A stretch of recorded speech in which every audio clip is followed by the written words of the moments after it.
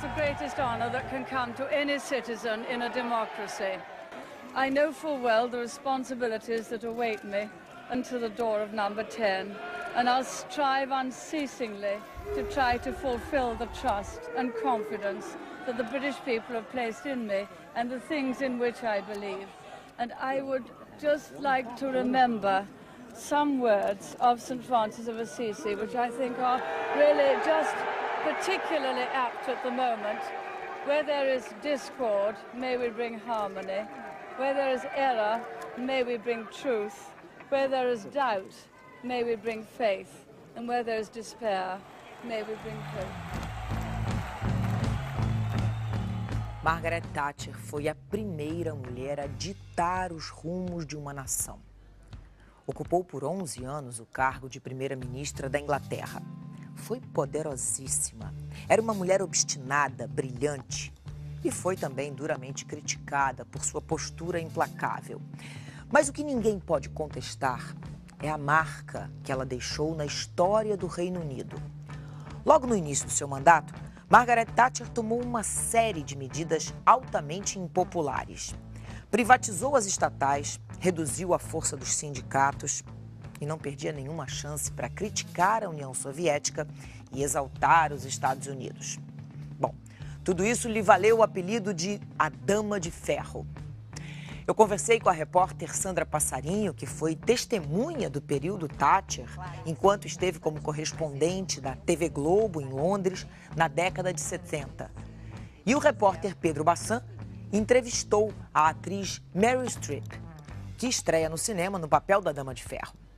O Arquivo N de hoje é sobre Margaret Thatcher.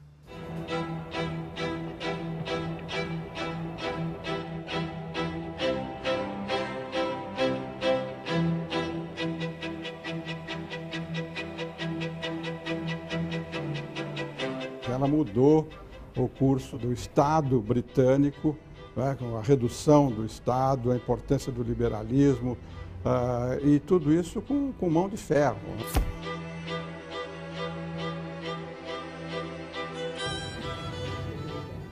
I think she definitely changed history and affected history, not just in Great Britain, but cultural history in the fact that she was the first woman elected to be a head of state in the Western world. Was a big thing. It was a big crack in the status quo.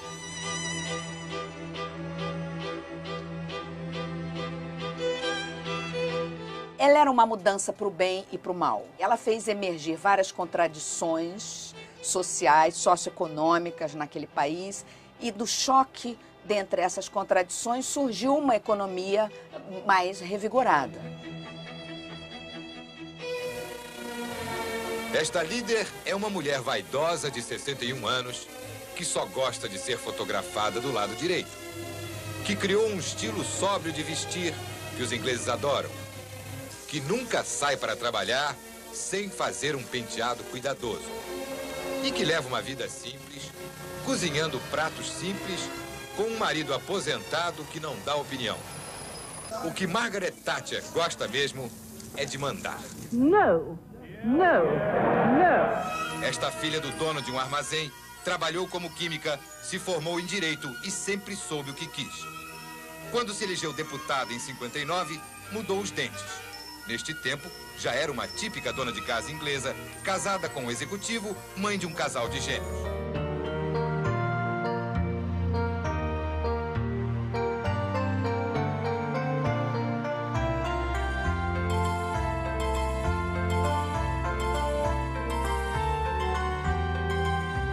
Thatcher era uma professora, era uma pessoa que não tinha riqueza, não tinha status social, nada. Ela se impôs pela determinação, pela vontade e pela inteligência dela.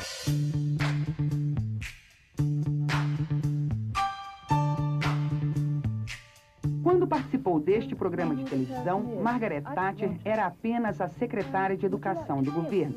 O garoto perguntou: "A senhora gostaria que uma mulher fosse a primeira-ministra?" Ela respondeu: "Eu acho que não vou ver uma mulher no poder." estava errada.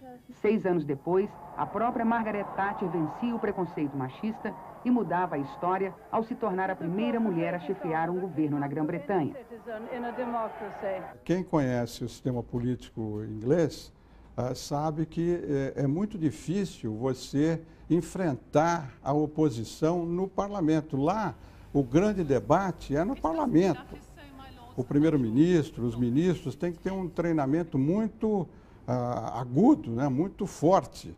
E sabendo como a sociedade britânica, né, inglesa, sempre dependeu muito dos homens, né, ela foi a única primeira-ministra, né, no começo ela enfrentar a Câmara dos Comuns, né, 200, 300 parlamentares, e impor a sua vontade, o debate, a forma como ela debatia no Congresso, foi um desafio muito grande. If you run all the budgets in a race called the high taxation stakes, I am glad to say that Conservative budgets don't come in any of the first 4 places. The topmost prize for increased taxation would go to Hugh Gateskill in 1951. The second prize for increased taxation would go to Callaghan in 1966. The third prize to Callaghan in 1965. The fourth prize to Callaghan in 1964. This chap Callaghan must go. Ela era uma força nova dentro do conservadorismo britânico, né? Porque os conservadores, quer dizer, a gente tende a achar que com o conservadorismo os conservadores são todos iguais, é uma coisa só, que os trabalhistas são todos iguais. Não. Existiam forças contraditórias, tanto dentro de um partido quanto dentro do outro, e ela, dentro dos conservadores, acontecia a mesma coisa, né? Ela era a face, talvez, menos humana, assim, dos conservadores, mas tinha um lado dela que beneficiava a produtividade do país naquele momento, beneficiava uma mentalidade de crescimento, de vamos trabalhar. É um modernismo. Um modernismo, sim. Ela trouxe era o modernismo do neoliberalismo? Era, né? Mas era uma nova falange na Inglaterra, né? E ela foi um sopro de crescimento sem dúvida nenhuma. Especially in a woman leader who felt she could not cry in public or show emotion in public because it would have been a sign of weakness, who maybe couldn't laugh in public because it's another kind of weakness. What's the saying? A woman laughing is a woman conquered. So there was an aspect to her of steely unemotionality that people that we spoke to, her colleagues, her adversaries, said wasn't necessarily who she was. So that interested me too, the public person as opposed to the private person.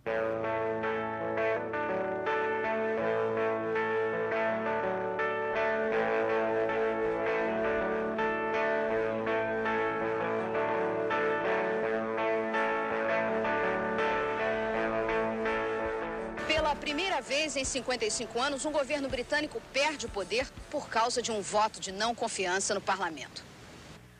Bastou um voto a menos para que os trabalhistas perdessem. A votação, que não pôde ser registrada por nenhuma câmera de TV, foi esta. Governo, 310 votos. Oposição, 311. Depois de divulgados os resultados, o primeiro-ministro Callaghan tomou a palavra no plenário. Disse que amanhã vai levar à rainha a proposta de dissolução deste parlamento. E, assim que possível, vai anunciar a data das novas eleições gerais no país.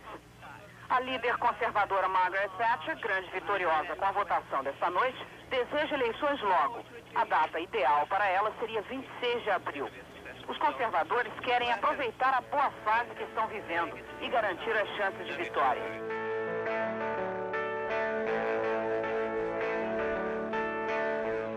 O que você lembra daquela matéria que a gente estava vendo de quando você estava fazendo exatamente a troca do poder ali naquele momento que está saindo o primeiro-ministro trabalhista e ela entrando? Olha, aquele era um momento muito interessante para estar lá como jornalista, né? Principalmente como um jovem jornalista que eu era naquela época, porque era uma remexida numa sociedade conservadora. Era um momento histórico. Era um momento histórico que aquele país estava vivendo. E, ao mesmo tempo... Você tinha noção da importância daquilo? Do que aquilo ia mudar a Inglaterra? Eu passei a ter. Eu sabia que a gente estava vivendo um momento histórico ali naquele país. A senhora Margaret Thatcher fez uma campanha à moda americana. Sua imagem foi vendida ao país como um produto. E é uma nova imagem. Os especialistas da agência de publicidade Saatchi, responsáveis pela propaganda do Partido Conservador, mudaram a apresentação da senhora Thatcher. As roupas, geralmente azuis, se modernizaram um pouco. O tom de voz ficou menos agressivo. Mas permanece a postura levemente afetada da classe média inglesa. É para esta classe média, acima de tudo, que ela vende suas ideias. Imposto de renda mais baixo, maior privatização das empresas, mais dureza com os sindicatos. Ela tinha grande tenacidade e ela se impôs frente àquele partido meio morno, né? Que não foi capaz e nem teve a coragem de enfrentar as contradições do país.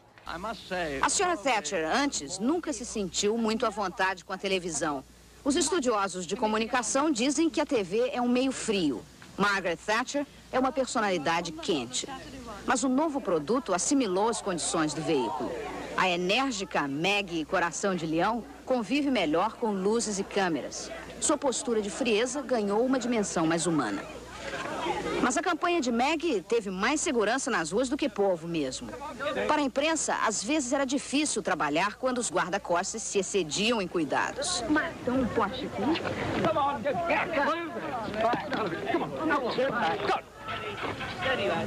Os jornalistas puderam constatar outra coisa, a determinação da líder conservadora. Com os fotógrafos, ela é que dirige as poses sempre que possível. Ela dava várias entrevistas assim ao longo da campanha, né? Antes de se tornar primeira-ministra. E numa delas a imprensa vinha em bolo, como com muita frequência acontece, vem aquele bolo de jornalistas, de fio, microfone para tudo que é lado, e ela, frente àquilo, estava saindo de um prédio e começou a arrumar o nosso grupo ali. Olha, gente, olha, que tal vocês dois para cá, você fica aqui. Bem, todo mundo ia dizer o quê, né? Ela era controladora, de fato. Em campanha, muitas vezes saiu acompanhada do marido, Dennis, um chefe de empresa que já começa a pagar o ônus da fama de sua mulher. Discreto, procura se manter à parte das atividades públicas de Margaret, mas não consegue escapar dos curiosos como nós. Nunca faz declarações sobre política aos jornalistas. Quando interrogado, responde apenas que está achando tudo ótimo.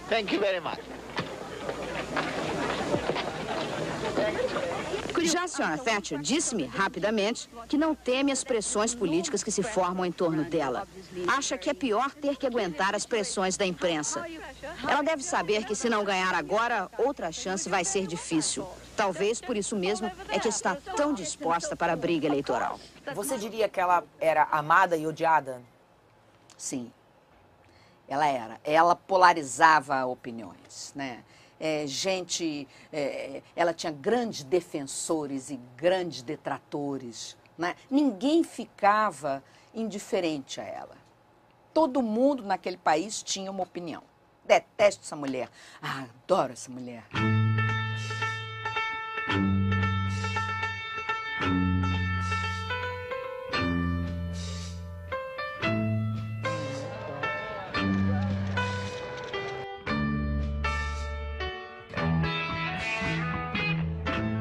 Conheci a Margaret Thatcher, ela esteve várias vezes lá na embaixada durante o período que eu estive lá.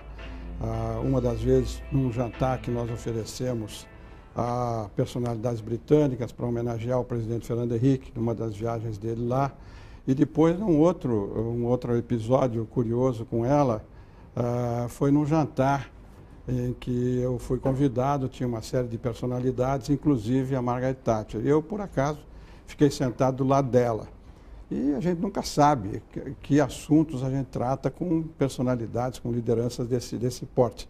E eu introduzi o tema do déficit de liderança na Europa. E eu introduzi o assunto e avancei a minha opinião, dizendo que não havia lideranças importantes políticas na Europa, chefes de Estado, primeiros ministros, e que como existiu com o Kennedy, com ela própria, Margaret Thatcher, e com o Charles de Gaulle. Quando eu falei do Charles de Gaulle, ela reagiu violentamente. O Charles de Gaulle não foi líder de nada, ele só ganhou a guerra por nossa causa, a Inglaterra que ajudou muito ele e tal. E mostra aí, aflorou aí então toda a rivalidade anglo-francesa. Hoje, mais do que nunca, os líderes mundiais do Ocidente e do Leste, da Ásia e da África, primeiros ministros, reis, rainhas, vão ter que ouvir, mais 5 anos, a voz firme de Margaret Thatcher.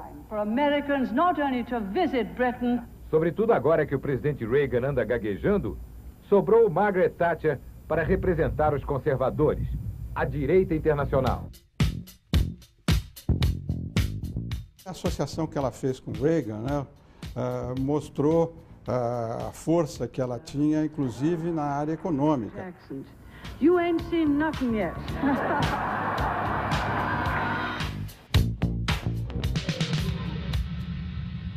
Dos soviéticos ganhou a fama de dama de ferro. E foi a ferro e fogo que ela tratou os sindicatos trabalhistas. Enfrentou com dureza uma greve de mineiros que durou mais de 1 ano. Os russos chamaram ela de reza a lenda, que eles a chamaram de dama de ferro, porque ela mantinha aquele embate, né? Ela de um lado do Atlântico, Reagan do outro, mantinham aquele embate, aquela coisa antissoviética ideológica. Mas a dama de ferro também é vulnerável a dramas familiares, como qualquer mulher. Quando o filho desapareceu no rally no deserto, a dama de ferro chorou. O filho Mark só foi encontrado 6 dias depois. Margaret Thatcher é vaidosa. Chegou a dar conselhos de moda num programa de televisão. Na TV inglesa, um programa chamado 40 Minutos mostra a primeira-ministra Margaret Thatcher falando de roupa e até dando conselho de como passar roupa. No programa, Margaret Thatcher diz que não é papel dela ser líder da moda, mas, por outro lado, ela não deve estar fora de moda. Quando a primeira-ministra está em dúvida sobre o que usar, ela escolhe esse vestido de seda azul marinho. Ele foi usado nas Nações Unidas logo depois da Guerra das Malvinas. Como boa filha de costureira, Meg Thatcher dá várias dicas de como manter o guarda-roupa por muito tempo. Nunca passe a barra da saia, diz Meg Thatcher. Senão, quando você quiser aumentar o comprimento, vai ter uma marca na barra. Meg Thatcher adora vermelho, mas usa pouco, porque acha que é uma cor muito berrante para o cargo de primeira-ministra. Impecável. Impecável a moda antiga, vamos dizer, né? Impecável daquele formal. jeito.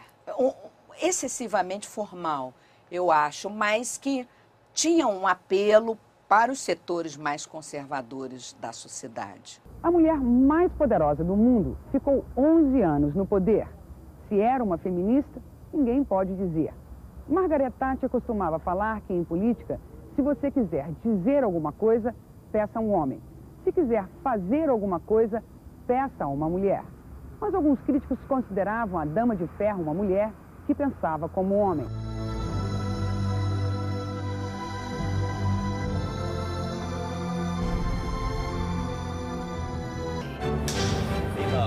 Action. Dennis! Yes. No. You look magnificent. What was your first impression when you saw yourself as Margaret Thatcher?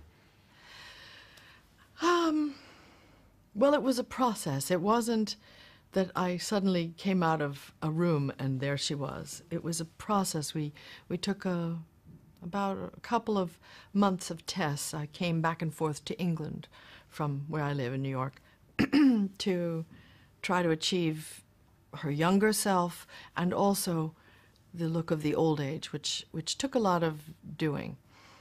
Mostly in terms of taking away prosthetics because we found the less we did, the more the person was present. Still, it must be a bit disorientating. You're bound to be feeling... What? What am I bound to be feeling? People don't think anymore. They feel. How are you feeling? Oh, I don't feel comfortable. Oh, I'm so sorry. We, the group, were feeling. Do you know, one of the great problems of our age is that we are governed by people who care more about feelings than they do about thoughts and ideas. Now, thoughts and ideas, that interests me. Ask me what I'm thinking. What are you thinking, Margaret? Watch your thoughts so they become words. Watch your words so they become actions. How was the research for playing her character, her gestures and manners that some say that are identical to you in the movie? How was that for you? I'm inadvertently a sponge. I don't know why. I like the exercise of imagining what it's like to be you, or someone very seemingly different from me. I want to find out what it's like to feel like you, to be you, to walk like you, and I've always had that interest in other people that sort of takes on their outward appearance, because I feel like it's a way in to what's common.